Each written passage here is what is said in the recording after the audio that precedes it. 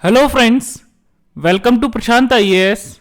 So friends, in the last class we have discussed about Article 1 and Article 2 of the Indian Constitution, and we have discussed about both of these articles in a very detailed manner. So friends, in this class we will continue our discussion further. So in this class we will start a discussion with Article 3 of the Indian Constitution. So friends, let's begin. So friends, here on the screen I have written Article 3 for all of you. So now let us first of all read that what Article 3 is saying. Okay, and then I will explain you the meaning of Article 3 of the Indian Constitution. So first of all, let's see that what Article 3 is about. So Article 3 is actually about the formation of new states and alteration of areas, boundaries, names of existing states. Okay. Now let us start reading that what Article 3 is actually saying. So Article 3 is actually saying that Parliament may by law. Okay. So here the word by law is very important because this word actually signifies that Parliament will be able to do all these things listed here by making ordinary law. Okay, so by law means Parliament will be able to all these things listed here by making ordinary law. Okay, now let's read further. Okay, so Article 3 clause A says that Parliament may by law form a new state by separation of territory from any state, or by uniting two or more states or parts of states, or by uniting any territory to a part of any state. Okay. Now what does it mean? So first of all, I will explain you Article 3 clause A and then we will move forward. So friends, let us first of all understand that what is the meaning of the title of Article 3. Means what Article 3 is about. So when you will read this article, then you will come to know that what is the title, that the formation of new states and alteration of the areas, boundary or name of the existing states. So it simply means that Article 3 tells us that how the new states will be created. Okay. So to what question Article 3 is giving us the answer? So Article 3 is saying us or telling us that how the new states in India will be created. Okay, so there are many states in India. For example, Madhya Pradesh, Uttar Pradesh, Bihar, Telangana, Andhra Pradesh, Tamil Nadu, Kerala. So there are many states in India. Okay, so Article 3 basically tells us first of all that how the new states will be created. And then the second information which Article 3 is giving us is that if there is an existing state, for example, just now I have told you the names of many states. Okay, so if there is one existing state, let's suppose that there is one state named as State A in India. Okay, so Article 3 tells us that how Parliament will be able to change the area of this existing state, or how the Parliament will change the boundary of that state if there is a need. Okay, so if there is a need, then how the Parliament will be able to change the area of this state, or how the Parliament will be able to change the boundary of that state or the name of that state. And this simply actually means that if there is any state in India,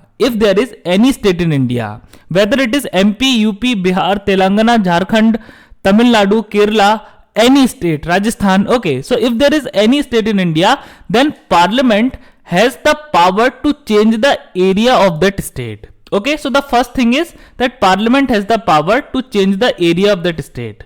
Second thing is that Parliament has the power to change the boundary of that state. Similarly, Parliament has the power to change the name of that state. Okay, so Parliament has all these powers. So this is the meaning of the title of Article 3. Now let's read that what actually Article 3 clause A means. So friends, Article 3 clause A says that Parliament may by law form a new state by separation of territory from any state, or by uniting two or more states or parts of states, or by uniting any territory to a part of any state. So now let us understand that what is the meaning of Article 3 Clause A. So friends, for making you understand, I will not take the name of any state. Here we will imagine some hypothetical states. So as you already know that whenever I explain you anything, then I always take imaginary examples. Okay, so here also we will take imaginary examples. Okay, so actually we know that there are many states in India, but for the sake of understanding, here we will assume, what we will do? Here we will assume, or here we will let that there are 6 states in India. Okay, so this is only for understanding. This is not real data. This is just imaginary for making you understand. Because if I will draw all the states of India, then it will be definitely very difficult to make you understand. Okay, so now let's name these states. So let's suppose this is state A, this is state B, this is state C, this is state D, this is state E, and this is state F. Okay, so first of all, the statement is saying that Parliament may by law form a new state by separation of territory from any state. Now what does it mean? So it simply means that let's suppose that this is state A. So now what Parliament can do? Now Parliament has the power that Parliament, just by making an ordinary law,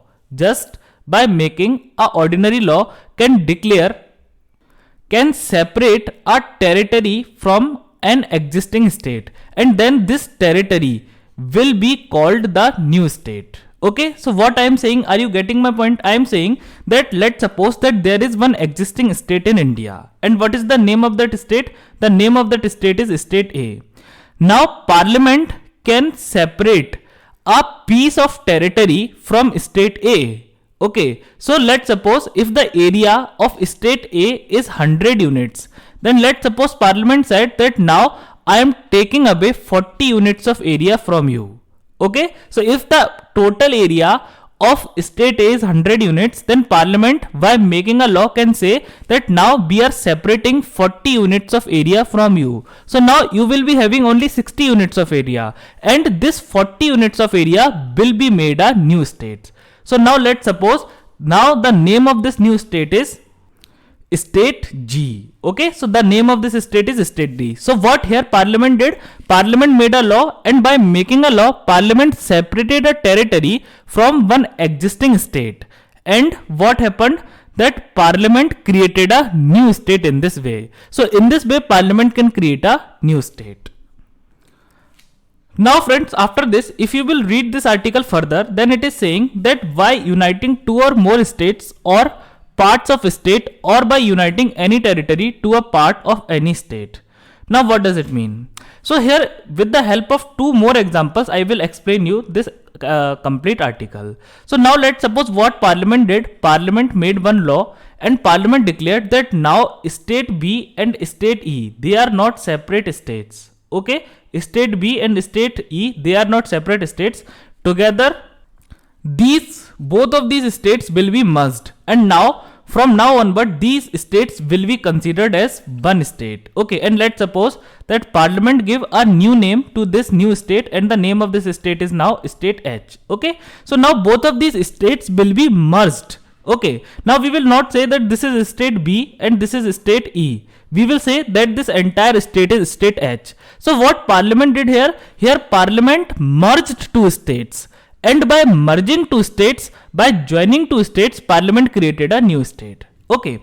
Now Parliament can create a new state in one more way. Okay. And there can be many other ways. I am just giving you examples for making you understand. For example, let's suppose Parliament made a law, and Parliament declared that this portion of state C and this portion of state F will be taken away from these respective states. Okay, and both of these portions will be joined together, and they will be declared a new state. And let's suppose Parliament named this new state as state I. Okay, so here what Parliament did? Here Parliament took some parts from state C, and Parliament took some part from state F, and then Parliament merged both of these parts together and created a new state and give a name I to that state. Okay, so what conclusion we can draw from this story? So from this story we can draw a conclusion that parliament has power to create new states, and parliament can create new states by making ordinary law, by making simple law. Okay, and parliament can create new states in many ways. For example, parliament can create new state by separating a territory from one existing state, or by joining two complete states, or by taking parts from two or more states and then joining these parts to create a new state. Okay, so in many ways parliament can create new state. So this is the power of parliament given under article 3 clause A. Okay, so now let's move forward. Now friends, after this, now let us move forward to article 3 clause B and clause C. Okay, so what we will do, we will read both of these articles together. So first of all, let us read article 3 clause B. So article 3 clause B says that parliament may by law increase the area of any state. And then article 3 clause C says that parliament may by law diminish the area of any state. So friends, for understanding both of these articles, now let us go back to our example. Okay, so now I have drawn here 6 hypothetical states A, B, C, D, E, F. Okay, now let's suppose what parliament did. Parliament made a law, and in that law parliament declared that now we are taking some area from state D and we are giving that area to state A. Okay, so what happened? Now let us include article 3 clause D also. So article 3 clause D says that parliament may by law alter the boundaries of any state. Okay, so alter basically means change. What is the meaning of alter? Alter means change. So parliament can change the boundaries of any state. So in this example, I will explain you all these 3 articles. Okay, so friends, let us suppose what happened, that parliament made a law, and in that law parliament declared that we are taking some territory from state D and we are giving that territory to state A. Okay, so earlier this was the boundary line between, okay, so this black colored line, you can see that this was the boundary line between state A and state B. But what parliament did? Parliament erased that boundary line and parliament draw one new boundary line. So now let us suppose this is the new boundary line between state A and state D. Okay, so first of all, you can clearly see here that parliament, just by making a law, changed the boundary of state A as well as state D. Okay, so what happened, that the boundary of state A was changed and the boundary of state D was also changed. Okay, so this is the meaning of article 3 clause D. Okay, now friends, here you can clearly see that parliament, by making a law, has increased the area of state A. So now state A has got this much of extra area. Okay, so this entire area which I have marked in blue color, okay, sky blue color. So you can see that parliament has increased the area of state A. But from where parliament has taken this area? So parliament has taken this area from state D. So you can clearly see here that parliament has diminished the area of state D. Now what is the meaning of diminish? So diminish means to decrease. Okay, so parliament has actually decreased the area of state D. Okay, so this is the meaning of these 3 articles. So these 3 articles simply means that it is the power of the parliament that just by making a ordinary law, parliament can increase the area of any state, parliament can decrease or diminish the area of any state, or parliament can also alter, means also change the boundary of any state. So this example clearly explains all these 3 articles. So now let's move forward. Now friends, after this let us read the last part of article 3, means article 3 clause E. Okay, so what article 3 clause E says, that parliament may by law alter the name of any state. Okay, so this is very simple. So it simply means that just by making one ordinary law, parliament can change the name. Parliament can change the name of any state. For example, okay, so here you can see on the screen there are 6 states A, B, C, D, E, F. Okay, so now what happened, that parliament made law and parliament changed the name of state B as, let's suppose, state K. Okay, so now state B will be called as state A. So what was the earlier name of this state? So the earlier name of this state was state B. But now this state will be called by the name state K. Okay, so this is the power of the parliament to change the name of any state. So this article 3 clause E tells us. So friends, now let's see some examples which shows that how parliament has used this power. So friends, you may have listened about Andhra Pradesh Reorganization Act. Andhra Pradesh Reorganization Act 2014. Okay. So what this act did? So Andhra Pradesh Reorganization Act 2014. Okay. So there was a state in India whose name was Andhra Pradesh. Okay. And I think that many of the students are watching this lecture from the state of Andhra Pradesh. So Parliament made one act, Andhra Pradesh Reorganization Act 2014, and by this act, Andhra Pradesh bifurcated the state of Andhra Pradesh. And by bifurcating the state of Andhra Pradesh, Parliament made two states. Okay, so and now these two states are called as Andhra Pradesh and Telangana. Okay, so this is the example that how Parliament separated a territory from one existing state and Parliament created a new state. So by Andhra Pradesh Reorganization Act 2014, what Parliament did? Parliament separated a territory, a huge territory from the state of Andhra Pradesh, and then created one new state, and the name of that state was Telangana. Okay, so I think that many of the students from Telangana must be watching this lecture. Okay, so this was how the Telangana was made by the Parliament of India. Friends, there is one more recent example which you may have listened recently. So I think that all of you must know that by Jammu and Kashmir Reorganization Act, Parliament of India actually bifurcated Jammu and Kashmir into two union territories. Okay, so earlier Jammu and Kashmir was a state, but by Jammu and Kashmir Reorganization Act, what Parliament did?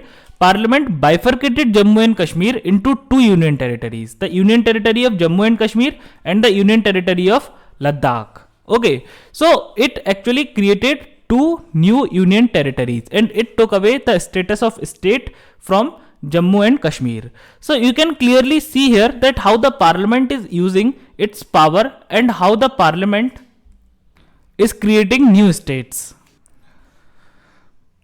Now friends, after this, let's see that what is the procedure or what is the process of the introduction and passage of any bill in the Parliament under Article 3 of the Constitution of India. Okay.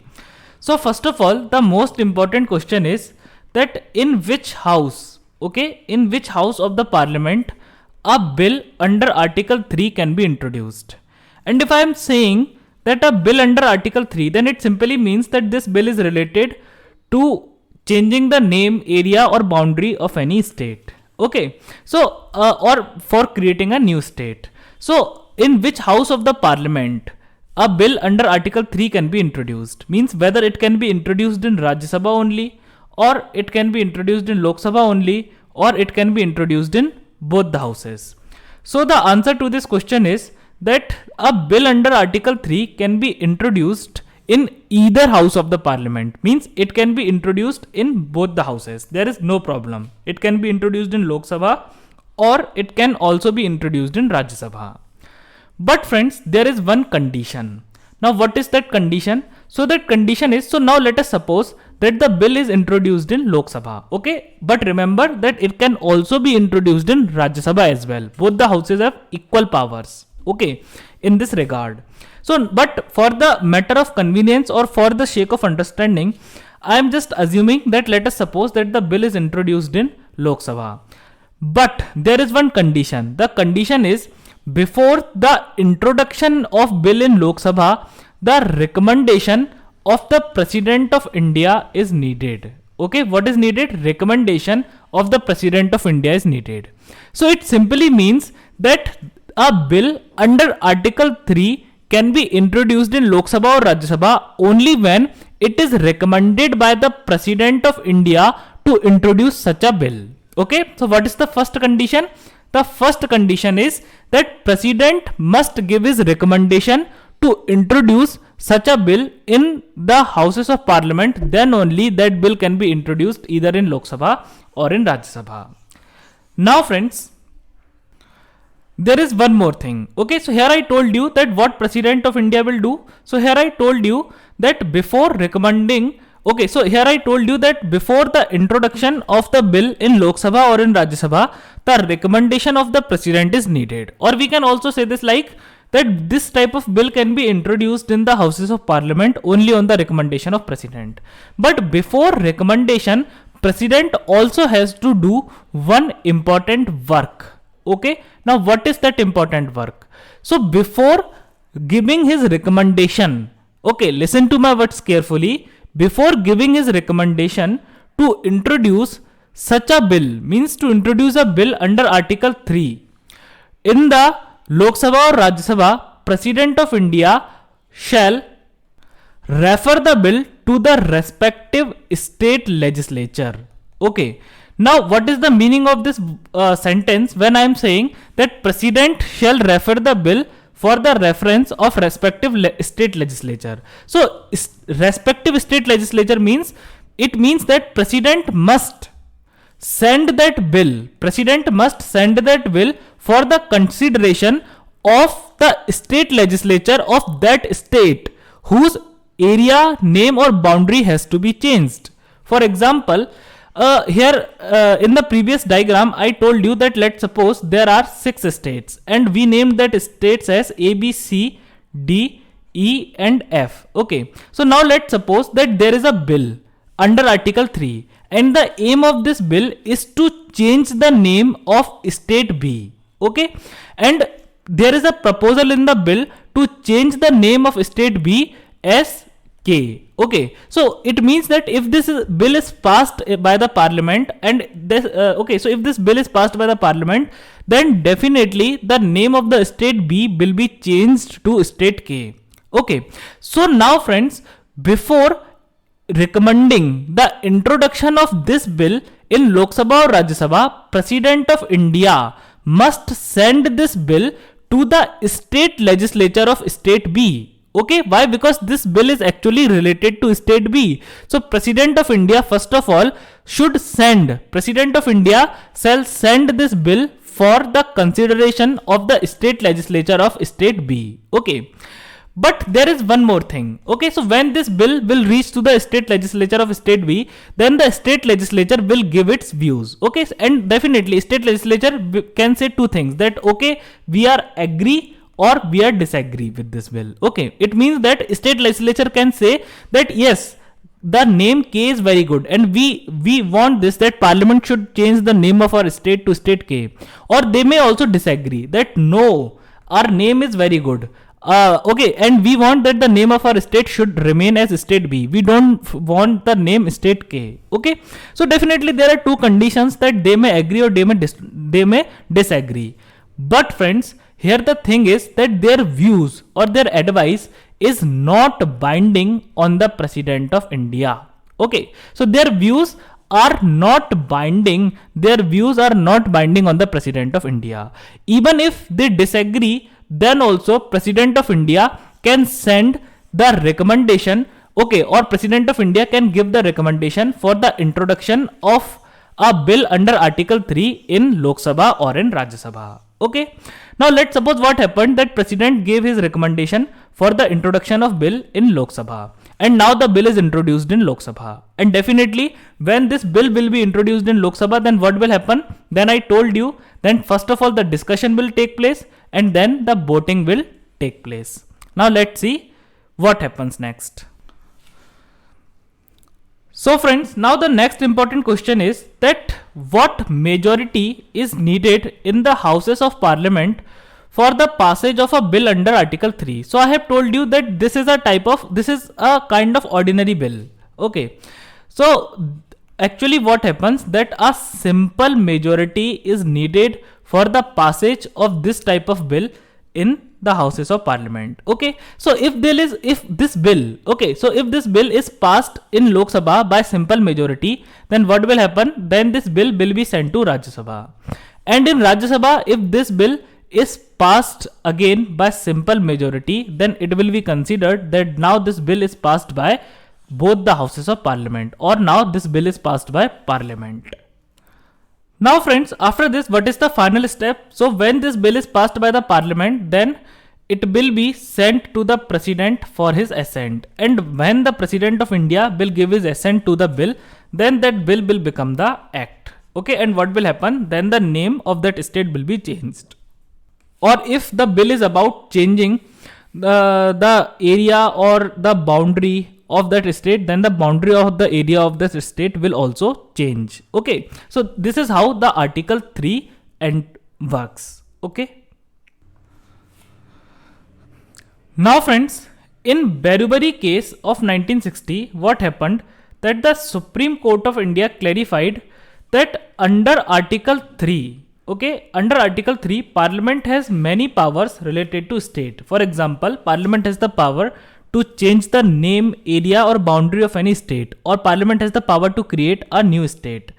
But Supreme Court clarified that under Article 3, Parliament does not have the power, Parliament does not have the power to give any territory of India. Okay, Parliament does not have the power to give any territory of India to any foreign country. Okay, so what Supreme Court of India clarified? Supreme Court of India clarified that Article 3 does not give any such power to the Parliament of India to give away Indian territory to a foreign state. Okay, so what does it mean? Are you getting my point? So it means that Parliament of India does not have the power to give any territory of India to any foreign country under Article 3.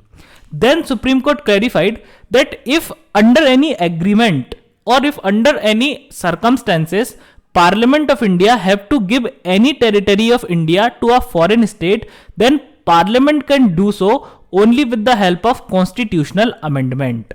Okay, so if Parliament has to give any territory of India to a foreign country, then Parliament do not have the power. Parliament does not have the power to give a territory of India to a foreign country under Article 3. Parliament can only give any Indian territory to a foreign country only with the help of constitutional amendment. Okay, so this was the thing which was clarified by the Supreme Court regarding Article 3 in Berubari case 1960. So friends, then Supreme Court says that, so as per Supreme Court, to settle a boundary dispute, government can do it through executive action also, provided the resolution does not involve giving away Indian territory. Okay, so now what does it mean? So it means that Supreme Court then clarified that if India is in a boundary dispute with any other country, so we know that there are many neighboring countries to India. Okay, and at times this happens that there is a boundary dispute between India and that country. So Supreme Court clarified that if India has to settle a boundary dispute, if India has to settle a boundary dispute with any country, okay, then the government of India can also do it through executive action. Okay, so government of India can also do it through executive action. Okay, means there is no need to go through the complex legislative procedures. Government can also do it through executive action.